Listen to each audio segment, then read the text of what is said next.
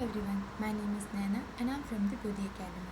So today we'll continue with the chapter that is classification of periodicity, classification of elements and periodicity in their properties. Now in our last video we have seen about the periodic trends, right? Among them we have seen some physical properties, that is atomic radii and ionic radii. Remaining were ionization enthalpy,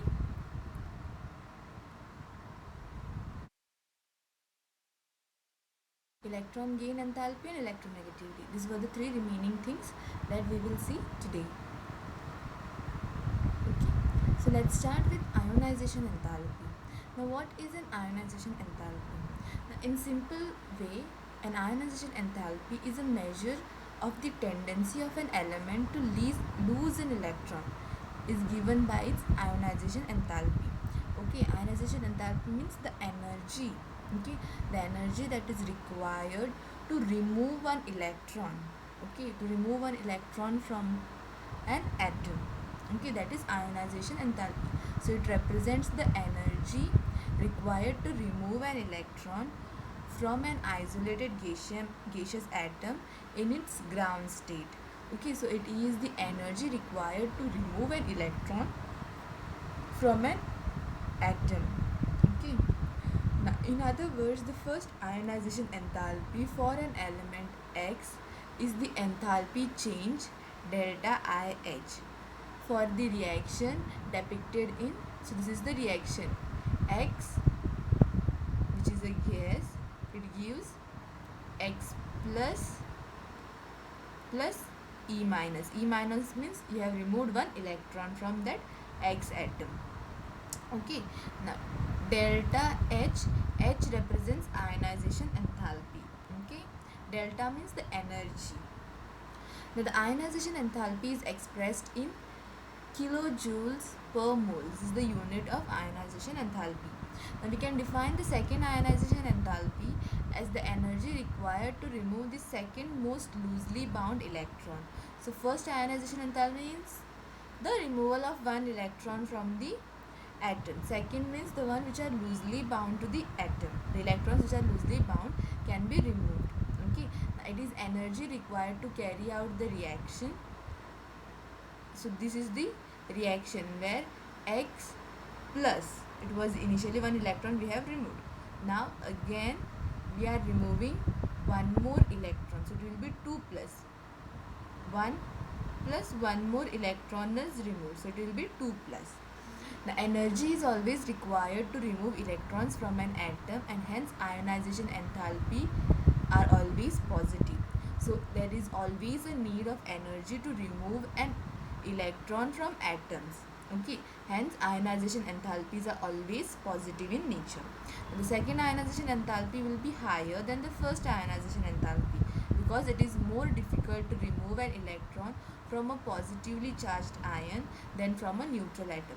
So removing first electron, okay, removing first electron is much easier compared to removing the second electron because first electron is in the neutral atom. The atom is neutral. So you remove first electron, there won't be much energy required. But the moment you remove one electron, what happens? The molecule turns, the element turns positive. Okay, once the element is positive, it is difficult or it requires more energy, okay, to remove the second electron. So the second ionization enthalpy will be higher than the first ionization enthalpy, and this is because it is more difficult to remove an electron from a positively charged ion than from a neutral atom. Okay, so initially X is a neutral atom. When you remove one electron, it becomes X positive. Now if from X positive if you remove another electron, it becomes X 2 plus. Now X is a neutral atom, so removing one electron is easier. Okay, it requires less energy, whereas X plus, it is positively charged. Okay, so to remove another electron from a positively charged ion requires more energy than a neutral molecule. Okay, so for second ionization enthalpy, the energy is always higher than the first ionization enthalpy. Now, in the same way, the third ionization enthalpy will be higher than the second, and so on. So as you go by removing electrons. Now from second, third will require more energy, right? Because the positivity of that element or that atom is increasing, right? So as we go on removing electrons, the enthalpies will go on increasing. So the term ionization enthalpy is not qualified, is taken as the first ionization enthalpy. Okay, ionization enthalpy in a total is not qualified because it changes as we go down. So we call them first, second, third ionization enthalpies. The first ionization enthalpy of elements having atomic number up to 60 are plotted here. Okay, this is up to 60, it is plotted here. Now the periodicity of the graph is quite striking. You will find maxima at the noble gases which have closed electron shells and very stable electronic configuration. So the maximum ionization enthalpy you can see at noble gases because noble gases are stable with a completely filled electronic configuration. So they require more energy to remove one electron. So their ionization enthalpy will be maximum. Okay. On the other hand, minima occur at the alkali metals and their low ionization enthalpies can be correlated with their high reactivity. Okay, so maximum you can see at noble gases and minimum ionization enthalpies you can see at alkali metals. Okay, means the first row. Okay, alkali metals, because of their low ionization enthalpy, you can also see they are highly reactive. As I told you, S block elements, they are alkali metals and alkaline earth metals, right? So alkali metals, they are highly reactive. Their high reactivity is due to their low ionization enthalpies. Now you will notice two trends. Okay, the first ionization enthalpy generally increases as we go across the period and decreases as we descend in group.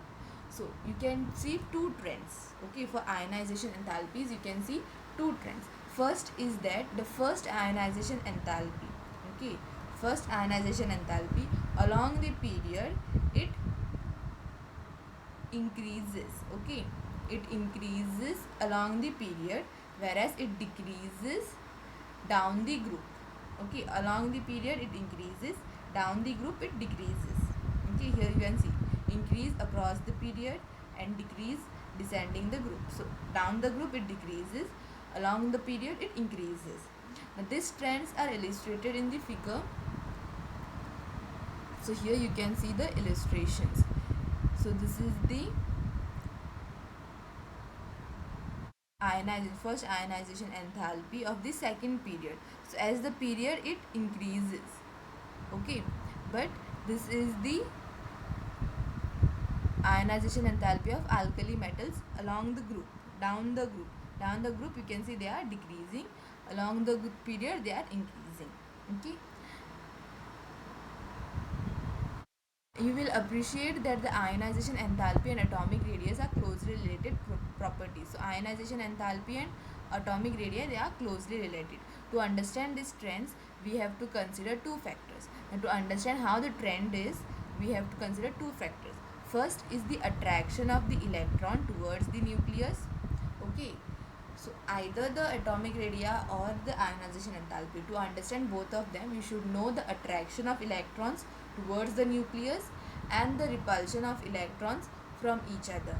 So two main things you have to know. First is the attractive properties of electrons and the nucleus. Second is the repulsive properties of the electrons. Okay, how they are repelling each other.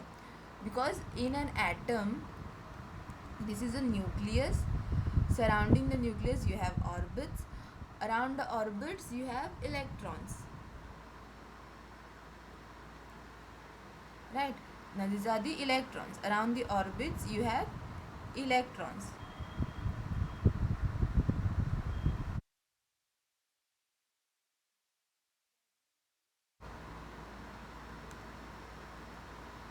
Attraction between the electrons and the nucleus. Okay, this will be the attractive force.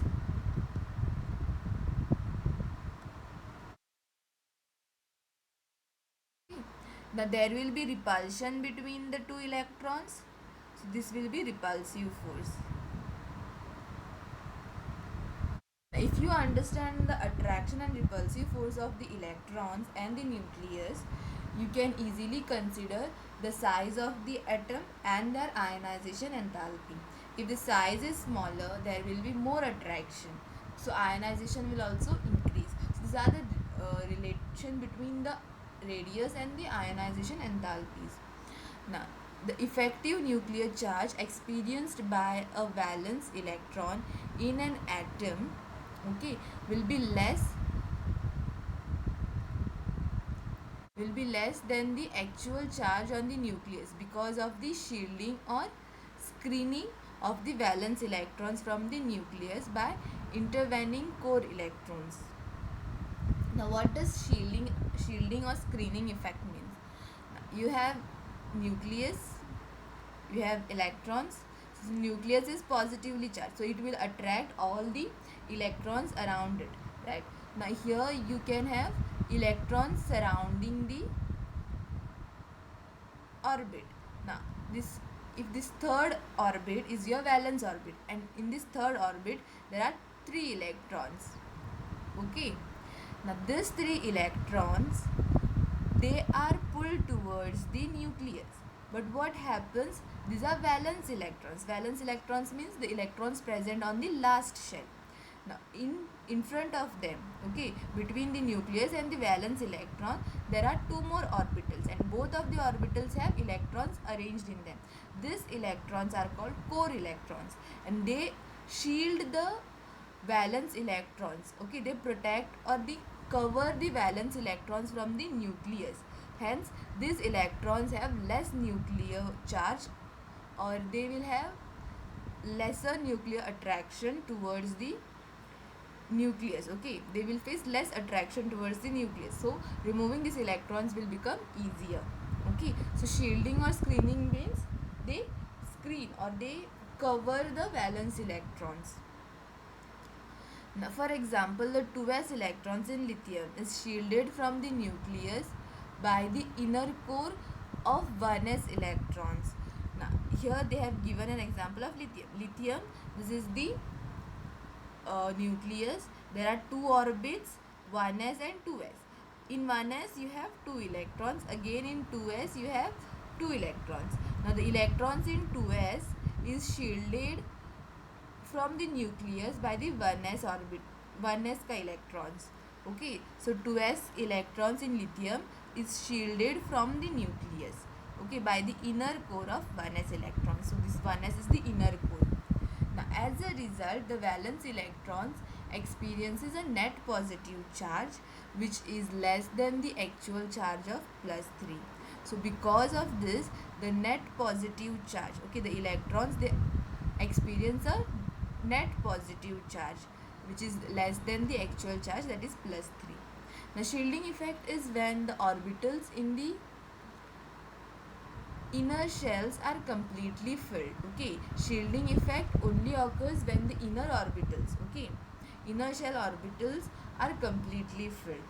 Now this situation occurs in the case of alkali metals which have single outermost ns electrons preceded by a noble gas electronic configuration. So basically this shielding effect is seen mostly in the alkali metals because they only have 1 electron in their outermost valence shell, whereas all the inner orbitals are completely filled, showing a noble gas configuration, okay.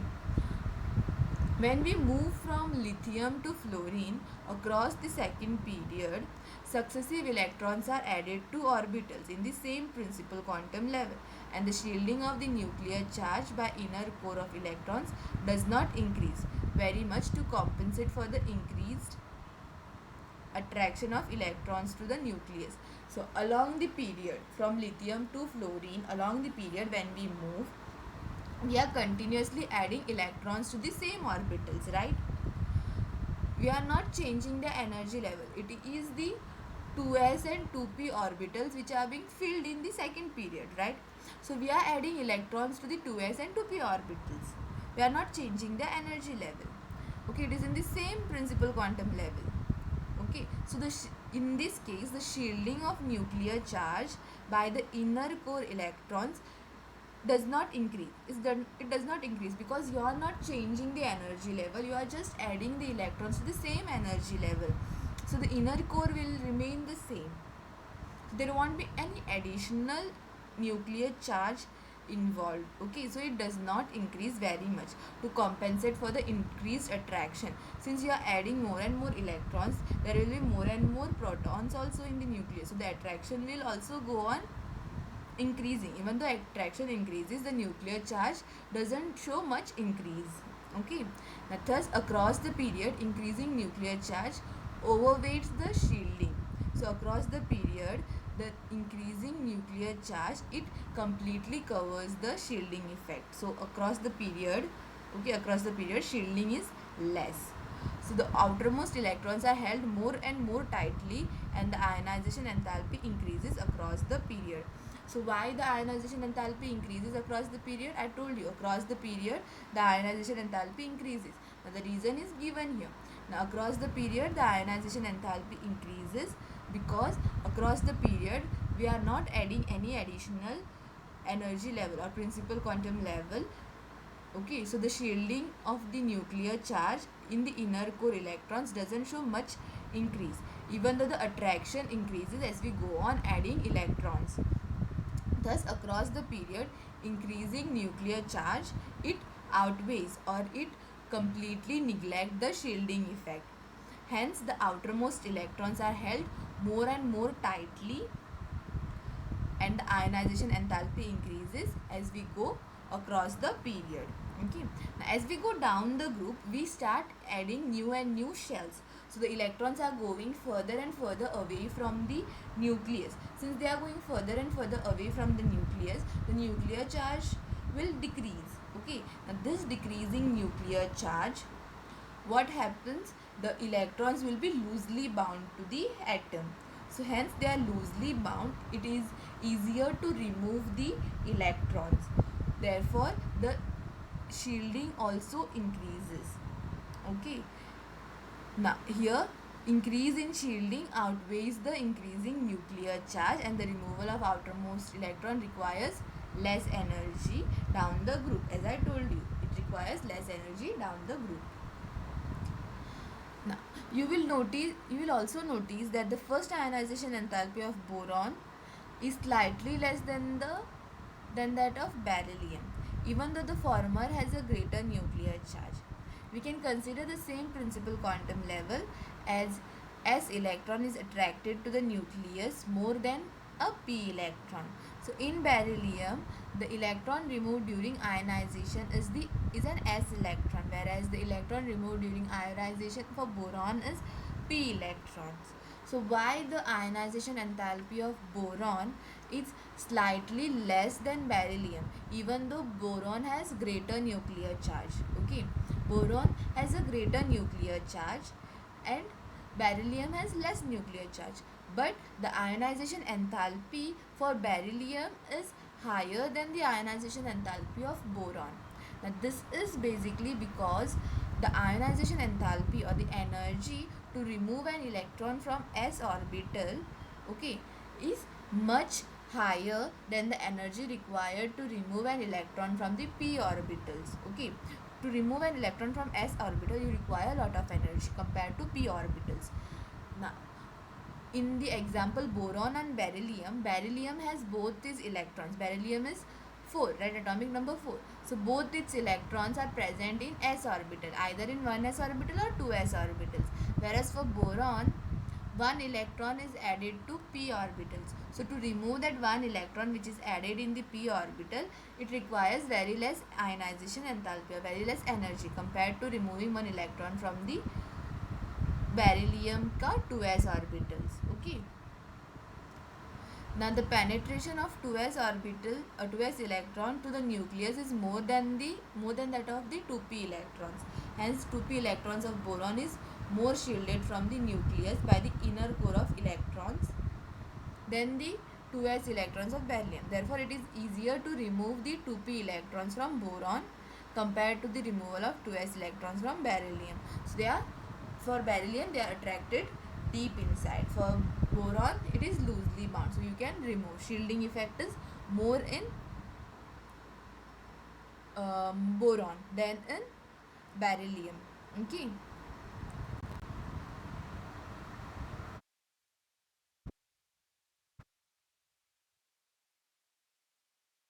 Similar thing happens in oxygen compared to nitrogen, and this is because that nitrogen atom 3 2p electron reside in different atomic orbitals, whereas in oxygen atom 2 two of the 4 2p electrons must occupy the same 2p orbital, resulting in the increased electron repulsion. Okay, so in nitrogen all the 3 electrons are placed in 3 different p orbitals. Okay, whereas in oxygen they have to be paired. Now this paired electrons will show repulsion. Okay, due to this repulsion the energy required for removing electrons from oxygen and nitrogen varies. Now, next is a electron gain enthalpy. Now we have seen ionization enthalpy, where we lose electrons. Now what is the electron gain enthalpy? When an electron is added to a neutral gaseous atom, it converts it into a negative ion. Now the enthalpy change accompanying this process is defined as the electron gain enthalpy. Now there it was a positive change or a positive ion. Here you will get a negative ion because you are adding an extra electron to a neutral molecule, converting it to a negative ion. Okay, now the energy which is associated with the adding of that electron, okay, or the energy that is generated by adding the electron to a neutral atom is called electron gain enthalpy, and it is given as delta EGH. Okay, electron gain enthalpy. Now, electron gain enthalpy provides a measure of the ease with which an atom adds an electron to form an ion, as represented by the equation. Here you can see it is x plus E minus giving x minus. There it was x giving x plus and E minus. Here you are taking that E minus and converting x into x minus. Okay, now depending on the element, the process of adding an electron to the atom can be either be endothermic or exothermic. So then depending upon the process or depending upon the element, the process can be endothermic or exothermic. Either it can take in the energy or it can give out the energy. Okay, for many elements energy is released when an electron is added to the atom, and electron gain enthalpy is negative. So for many elements energy is released out whenever it gains an additional electron, an extra electron, energy is given out. Okay, energy is given out and it converts, the enthalpy is negative.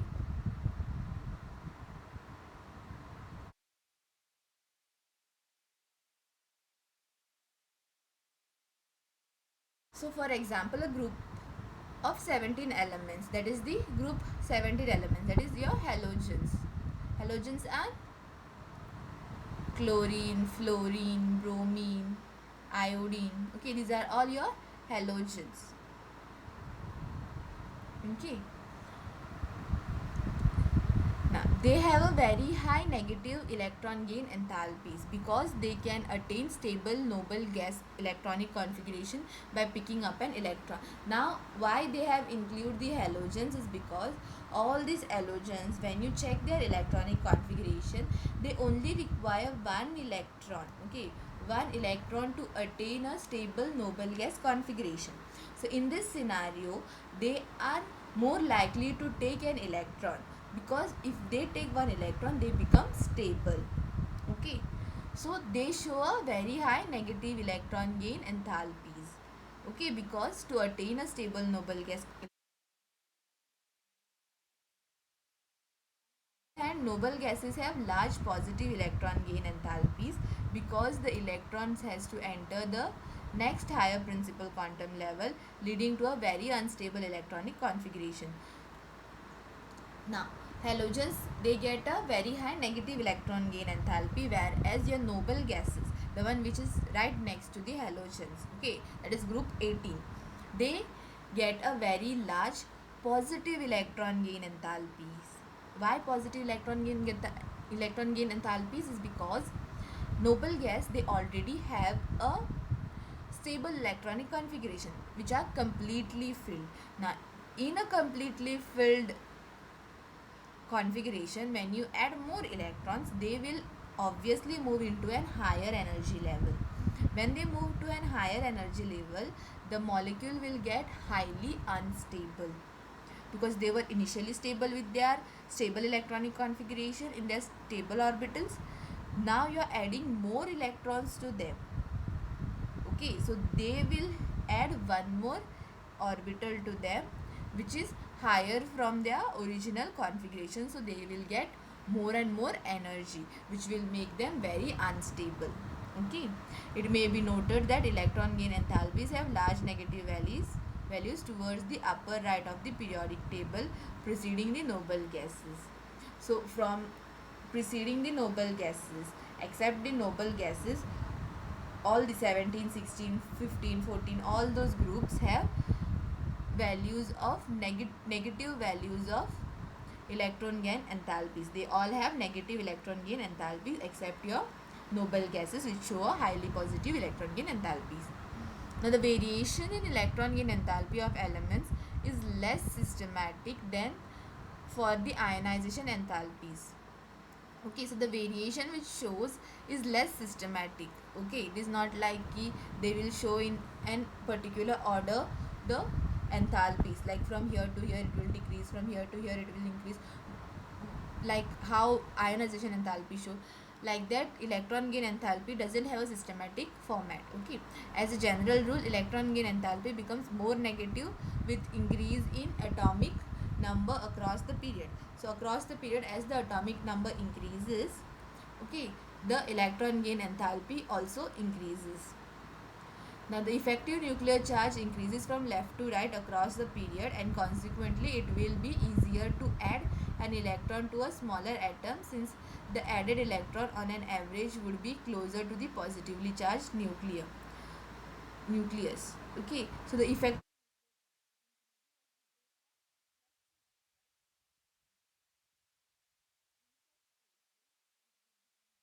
to add an electron in the smaller atoms. Okay, since added electrons on an average would be closer to the positively charged nucleus. Now we should also expect electron gain enthalpy to become less negative, okay, as we go down the group. So as we go down the group, the electron gain enthalpy is a negative. Okay, it shows less negative value. Now this is because the size of the atom increases and the added electron would be further from the nucleus. So why it will show a less negative value? Because you are keep on at as we go down the group, new shells are added, right? So the size of the atom increases, and if the size of the atom increases, the electron will be moving far away from the nucleus, so it won't show any nuclear charge or the attraction there. However, electron gain enthalpy of oxygen or fluorine is less negative than that of the succeeding elements. Now this is because when an electron is added to oxygen or fluorine, the added electron goes to the smaller n is equal to 2 quantum level and suffers significant repulsion from the other electrons present in this level. So however, electrons gain enthalpy, okay, for oxygen or fluorine, it shows less negative value, okay, from the other molecules in that associated with them. Okay, this is because the electrons which are added into oxygen or fluorine, okay, they are added into the smaller energy level, okay, smaller quantum level. Now since they are added into a smaller quantum level, there will be a large number of repulsion, or the repulsion will be greater than the attraction. Okay, so that's why there is a less negative value for the molecules like oxygen and fluorine, elements like oxygen and fluorine. Now for the third quantum number, that is for sulfur and chlorine, the added electron occupies a large region of space and the electron repulsion is much less. So for the next level, okay, for the third quantum level, the electrons, they occupy a larger region, so the electron repulsion is less, okay, much less than the first one. Now next is the electronegativity. Now, electronegativity Now, a quantitative measure of the ability of an atom in a chemical compound to attract shared electrons to itself. It is called electronegativity. Okay, now what is electronegativity? It is the ability of a compound, okay, ability of an atom in a chemical compound to attract shared electrons to itself. Okay, it is electronegativity. If you have two compounds, for example hydrogen and fluorine, so this is a chemical compound with two atoms. Now here the ability of a single atom to attract both the electrons towards itself. Okay, here the electron from hydrogen and fluorine, both the electrons are towards fluorine. So this is what electronegativity is. Electronegativity means it is the ability of an atom to attract the electron in a chemical compounds completely towards itself. Okay, unlike ionization enthalpy and electron gain enthalpy, it is not measurable quantity. Here the electronegativity, it cannot be measured, whereas electron and ionization enthalpy and electron gain enthalpy can be measured, but electronegativity we can measure them. Okay, however, a number of numerical scales of electronegativity of elements, which Pauling scale, Mulliken-Zeff scale, Eldred-Rochow scale, have been developed. So there are various scales which are which are developed to measure the electronegativity. Some are Pauling scale, Mulliken-Zeff scale, Eldred-Rochow scale. Okay, now the one which is most widely used is a Pauling scale. Okay, Pauling scale is the one which is most widely used to measure the electronegativity. Okay, now Linus Pauling. Okay, Linus Pauling is an American scientist. In 1922, he assigned an arbitrarily value of 4 to fluorine. Now, the element considered to have the greatest ability to attract electrons. Now, Linus Pauling, he is an American scientist. Okay, in 1922, he arbitrarily, okay, he just randomly assigned a value of 4 to the fluorine. Okay, now the element fluorine is considered to have a greater ability to attract electrons.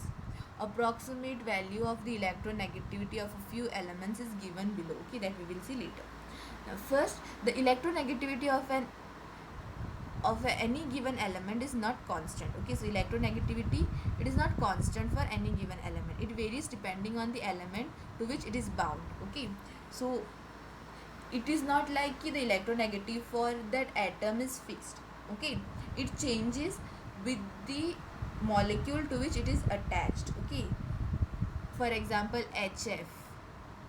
Okay,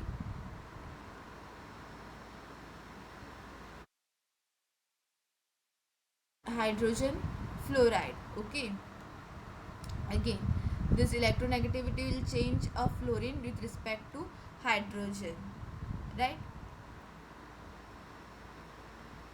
Then Bf, okay, boron fluoride.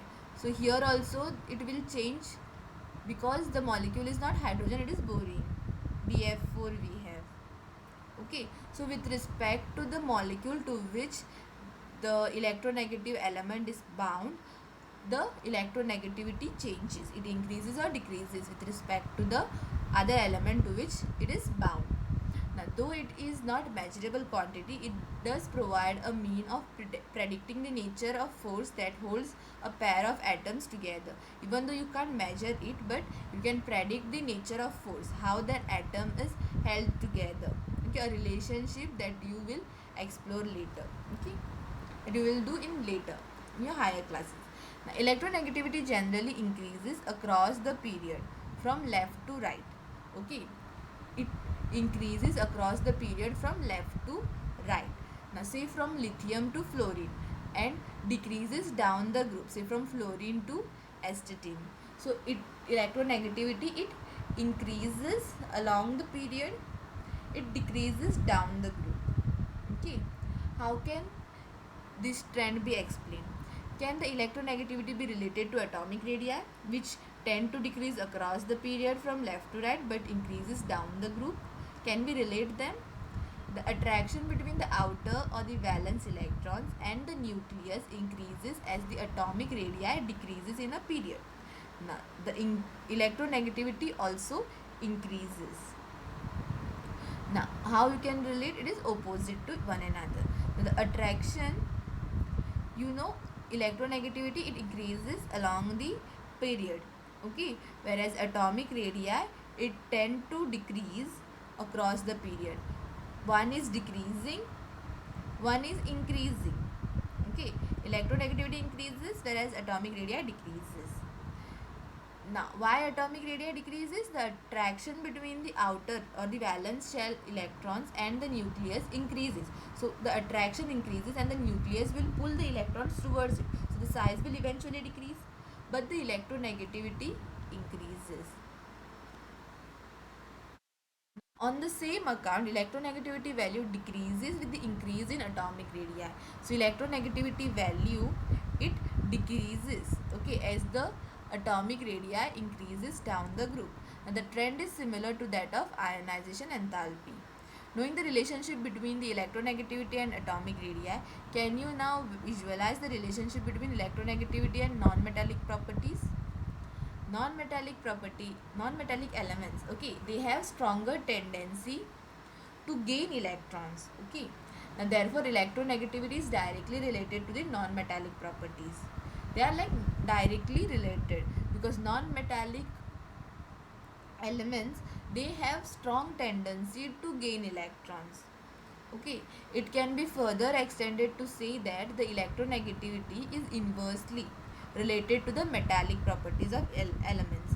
So it is directly proportional to the non-metallic properties, as non-metallic elements have stronger tendency to gain electrons, whereas it is inversely proportional to the metallic properties as they can't take electrons. Okay, now thus the increase in electronegativity across the period is accompanied by an increase in non-metallic properties. Okay, so along the period the electronegativity increases. Similarly, the non-metallic property also increases or decreases the metallic properties of elements. Similarly, decrease in electronegativity down the group is accompanied by decrease in non-metallic properties or increase in metallic properties. So it is ulta. Okay, vice versa. Now here you can see this classification is given, right? So electron gain enthalpy and ionization enthalpy both increases along the period.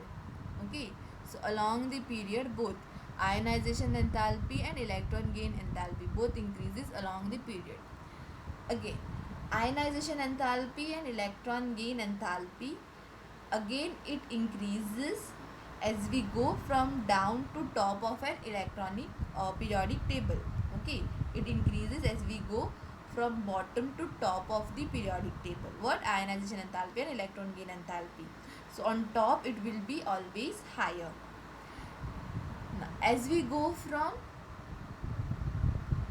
right to left, okay, as we go from right to left, the atomic radius increases, electronegativity increases as we go from left to right. Okay, as we go from left to right, electronegativity increases. As we go from right to left, atomic radius increases. Similarly, as we go from top to bottom, atomic radius increases. As we go from top to bottom, electronegativity decreases. So this is something you should know. Again, metallic character and non-metallic character. From left to right, metallic character decreases, non-metallic character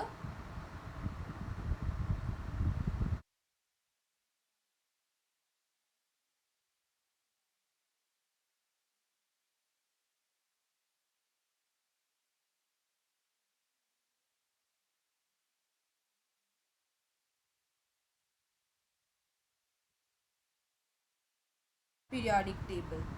Okay, a general trend. Now, next is the periodic trends in chemical properties. Now what we have seen is basically the physical properties. Now let's see the chemical properties.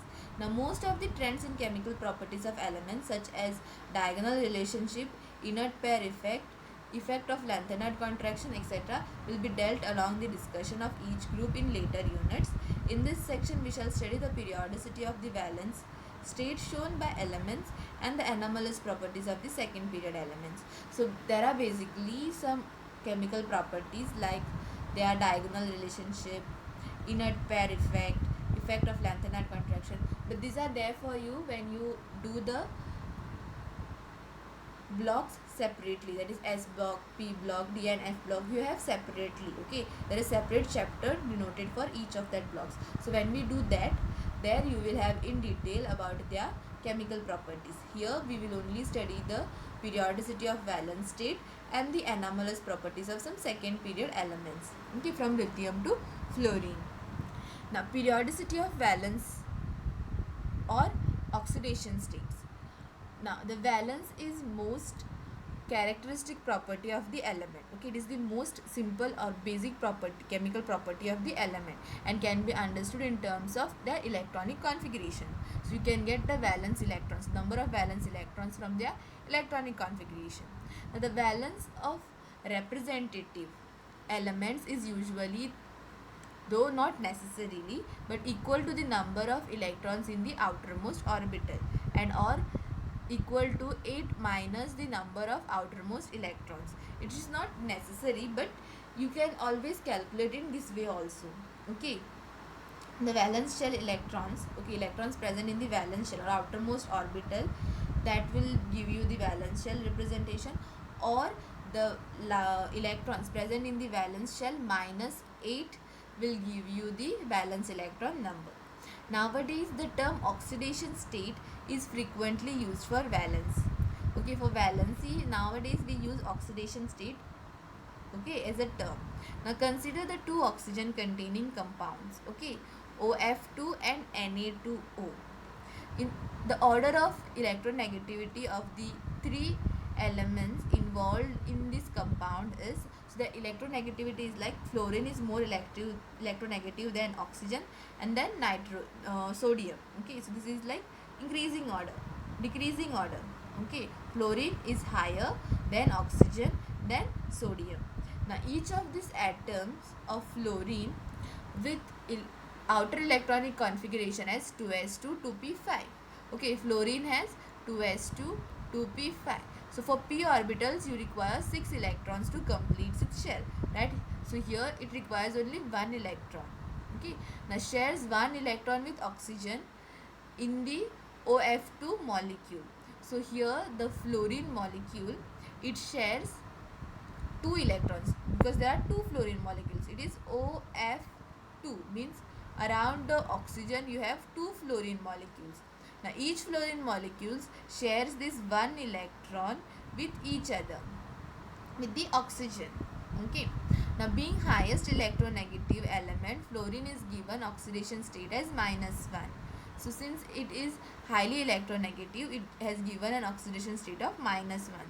Since there are 2 fluorine atoms in this molecule, oxygen with outer electronic configuration of 2s2 2p4, oxygen has an 2s2 2p4, so it requires 2 electrons. Now 2 fluorines are giving it 2 electrons, right?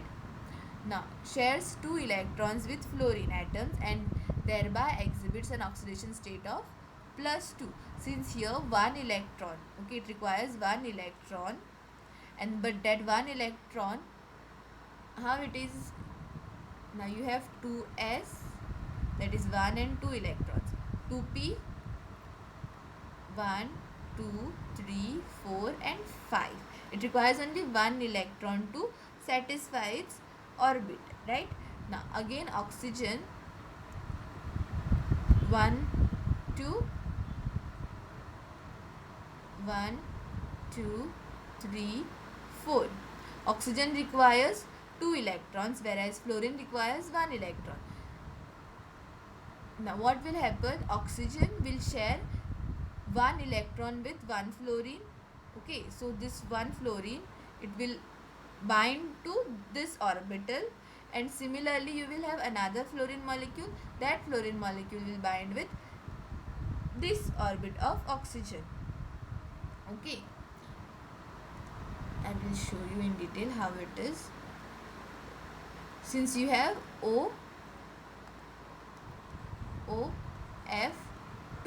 right?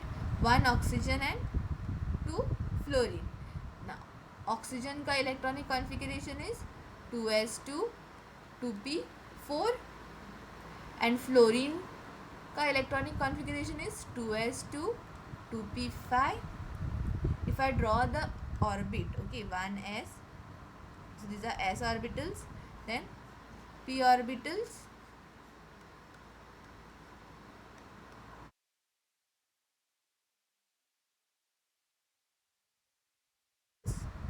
for all three elements. Now p orbital for oxygen, it has 4 electrons, 1 2 3 and 4. Okay, now for f orbitals you have 5 electrons, 1 2 3 4 5. Okay, again 1. For this I will show a different yellow. 1 2 3 4 5. Okay, so here again you have 5 electrons. Now what will happen is, when you form an element, okay, when you form a molecule, that is OF2, okay, what happens is the fluorine, okay, both the fluorines require 1 electrons, whereas oxygen requires 2 electrons. So what they will do is, they will share these electrons, okay, these unpaired electrons with each other. So this fluorine, okay, one of this fluorine, it will go and bind to this orbit, and this fluorine will go and bind to this orbit. It will be like, here it will have a green electron from one fluorine, and here it will have an yellow electron from another fluorine. So this fluorine will bind here, this fluorine will bind here. Because of this binding you get this molecule OF2. Okay,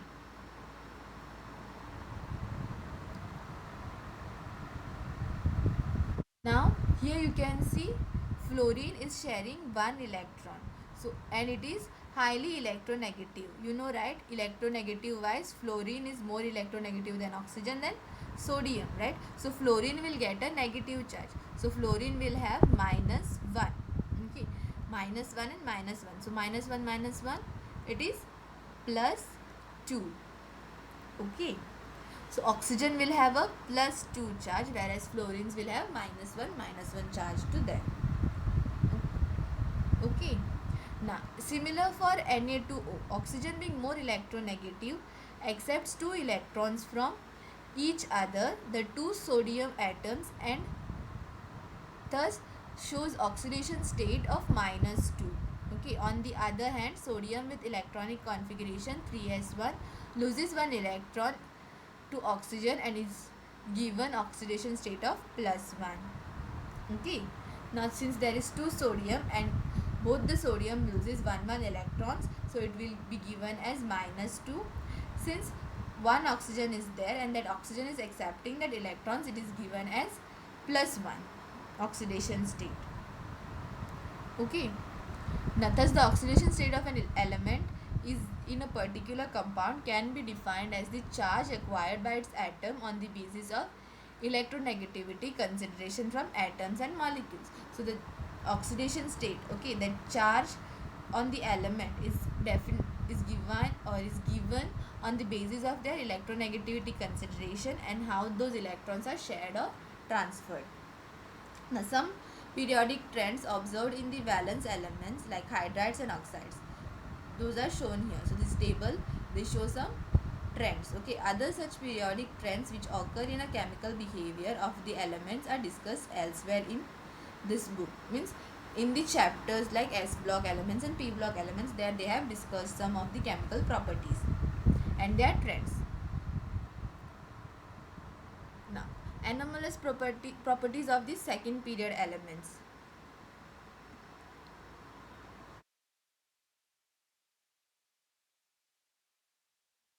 Element of the each group, one is lithium and two is beryllium, and groups like 13 to 17, that is boron to fluorine, differs in many respects from other members of their respective group. Okay, all the first elements of each group, okay, that is lithium, beryllium, and from boron to fluorine, okay, they differ in some or the other way from the members of their respective groups. Now, lithium, unlike other alkali metals, and beryllium, unlike other alkaline earth metals, forms compound with pronounced covalent character. So lithium and beryllium, being an alkali metals and alkaline earth metals, they doesn't follow their properties but of forming a compound. Okay, they form a compound with pronounced covalent character. Okay, they form a compound with a covalent character. The other members of this group predominantly form an ionic compound. Okay, so others in that group, others in that alkaline metals and alkaline earth metals, other elements in both this group, they form an ionic compound, whereas lithium and beryllium, they form an covalent character, or they form a covalent compound. Now, in fact, that behavior of lithium and beryllium is more similar with the second element of the following group. Okay, even though their behavior is much similar to the second element in the following group, that is magnesium and aluminium respectively, this sort of similarity is commonly referred to as diagonal relationship in the periodic properties. Okay, that is known as a diagonal relationship when they show similar properties. Okay, now, what are the reasons for the different chemical behavior of the first member of a group of an element in the S and P blocks compared to that of the subsequent members? Now, why there is a difference in the chemical behavior of the first elements, okay, first members of both S and P block elements compared to their other members? Now, the anomalous behavior is attributed to their small size. Now, this behavior is basically due to their small size, larger charge or radius ratio, and high electronegativity of the elements. Okay, now why they show this different behavior from their members is basically because of their smaller size.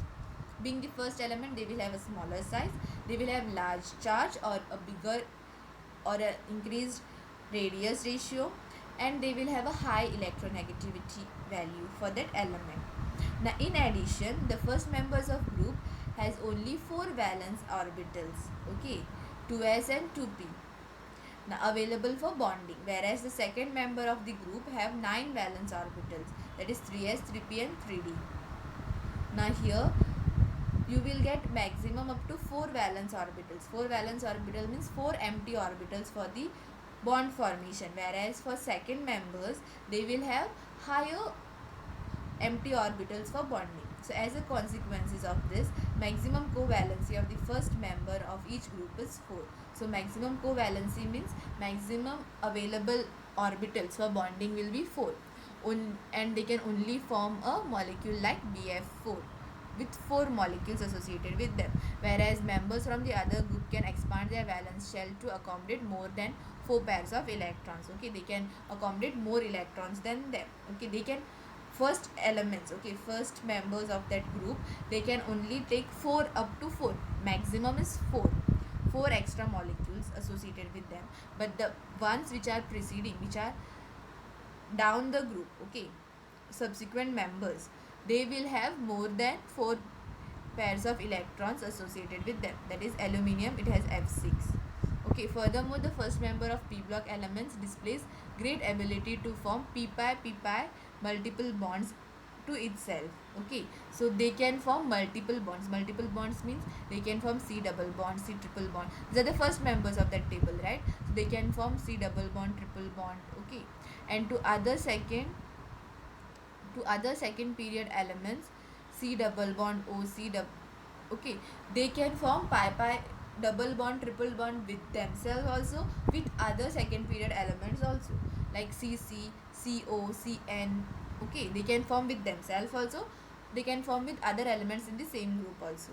Now compared to subsequent members of the group, so compared to other members, this is their another property.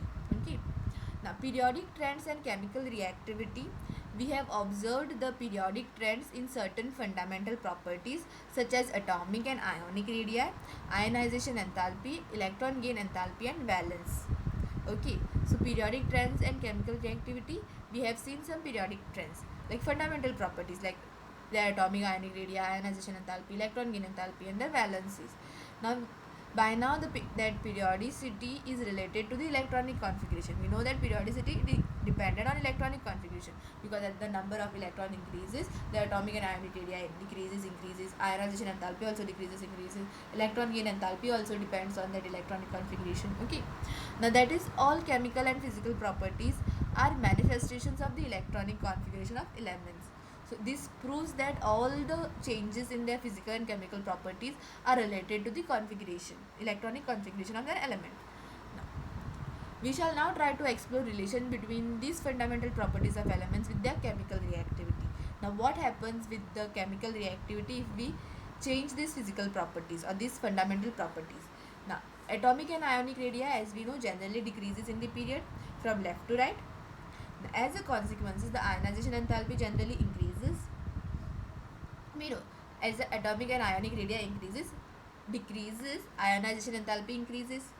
Now, an electron gain enthalpy become more negative across the period. Okay, there are few more things that we have to know.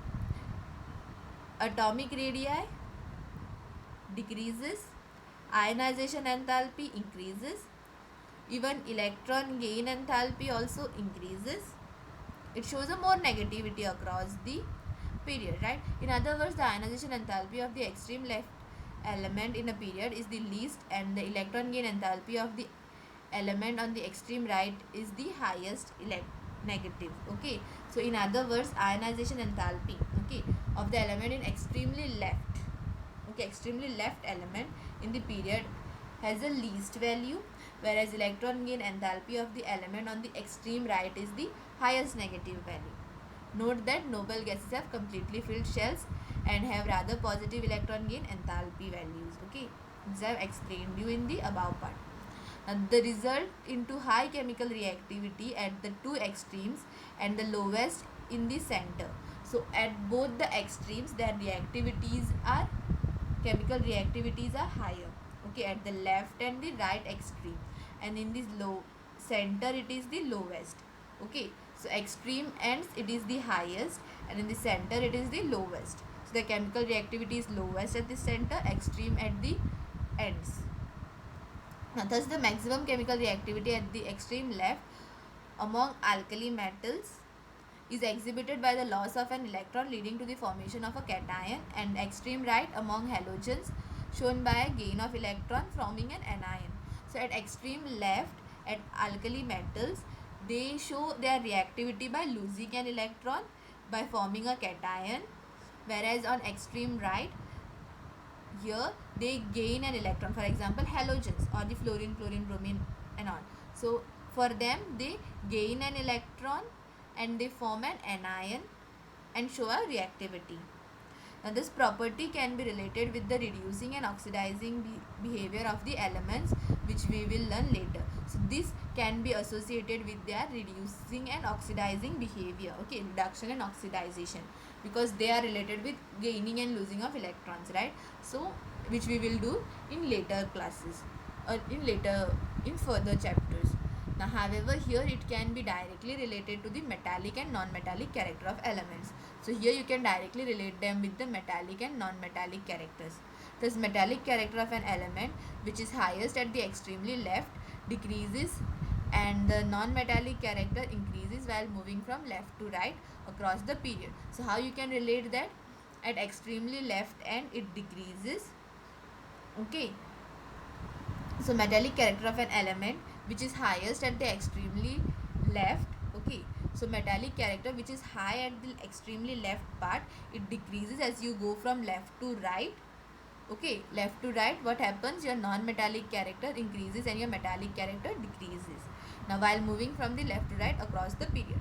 Now, the chemical reactivity of an element can be best shown by its reactions with oxygen and halogens. Okay, so chemical reactivities can be shown in a perfect way when you react oxygen and halogens. Okay, here we shall consider a reaction of element with oxygen only. The element on two extremes of a period easily combine with oxygen to form oxides. So here we will show you have consider a reaction with oxygen. Okay, now elements from both the extremes, both the two extremes, from the right, left and right extremes, they can combine with oxygen to form oxides. Now, the normal oxide formed by the element on the extreme. Okay, so the oxide which is formed on the extreme left, okay, which is a normal oxide formed on the extreme left, disodium oxide, whereas that formed by the element on extreme right is most acidic. Okay, here it is basic. On the left side it is most basic, whereas on the right hand side it is most acidic. Okay, acidic one is dichlorooxide. Okay, oxides of elements in the center are amphoteric. Okay, they can either behave as an acid or as a base or neutral. Okay, so extreme left it is basic, extreme right it is acidic, and at the center the oxides can be amphoteric. They can behave as acid or base, or they can be neutral. Now amphoteric oxides means they can behave as acidic with bases and basic with acids, whereas neutral oxides have no acidic or no basic properties. Okay, now among the transition metals, that is 3D series, the change in atomic radii is much smaller as compared to those of representative elements across the period. Okay, transition metals, the change in atomic radii is much smaller, okay, than compared to those representative elements across the period. Now the change in atomic radii is still smaller among the inner transition metals, that is F series. For F series, the atomic radii is still smaller. Okay, the changes in atomic radii won't show bigger differences, it will be small differences. Now the ionization enthalpies are immediate between those of S and P block elements. So for S and P block elements, the ionization enthalpy shows an intermediate. Okay, it is not high, not less. So as a consequence, they are less electropositive than group 1 and group 2.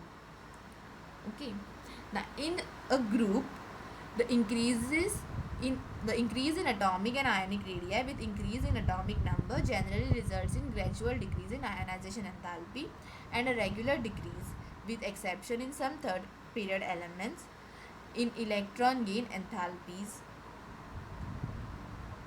in the case of main group elements. So in a group, okay, when the atomic and ionic radii increases, as the atomic number generally results in the as a increase in atomic number. So as we increase the atomic number along the group, the atomic and ionic radii increases. But this increase in atomic and ionic radii gradually shows a decrease in their ionization enthalpies and a regular decrease in their electron gain enthalpies. Okay. Now thus the metallic character increases down the group as it decreases along the period, but along the group it increases.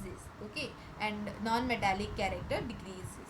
Now this trend can be related with their reducing and oxidizing property, which we will learn later. Okay, these trends can be related to their reducing and oxidizing properties, which we will do in later chapters. In the case of transition elements, however, a reverse trend is observed. For transition elements, that is your D block elements, there is a reverse trend is observed. Now this can be explained in terms of their atomic size and ionization enthalpies. Now in detail you will learn in the respective chapters of S, P and D block elements, which are there in your syllabus further.